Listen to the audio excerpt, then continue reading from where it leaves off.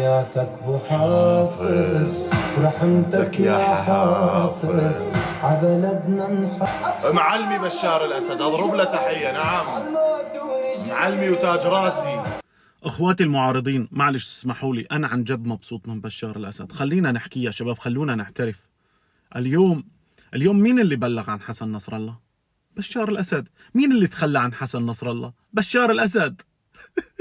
مين اللي عم يشوف الضاحية الجنوبية على الارض ولا حرك ولا جندي من اجل لبنان؟ بشار الاسد. مين اللي ترك حليفه؟ بشار الاسد. مين اللي لسه رح يسمح لنتنياهو يقضي على الميليشيات اللي عم تجينا من إيران؟ الميليشيات اللي تحمل الجنسية العراقية وجاية من إيران. مين؟ بشار الأسد. أنا اليوم مع بشار الأسد في نهاية هؤلاء.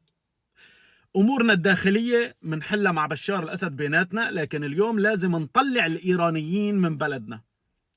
بشار الأسد وقف وقفة جميلة، اليوم عم بيشاهد وعم بيسجل اسماء ويعطي لنتنياهو، وما بيطلع ورا تصريح. انا مشتهي تصريح بس واحد من الجيش السوري يستنكر او يقول شو في، او يقول رح ندخل المعركة.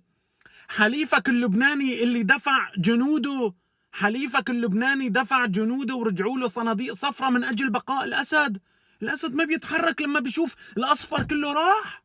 يا الهي، الاصفر ما رح يتحرك لما رح يشوف جماعة الحشد راحت. انتهاء للميليشيات. الحمد لله والله اكبر والعزة لله.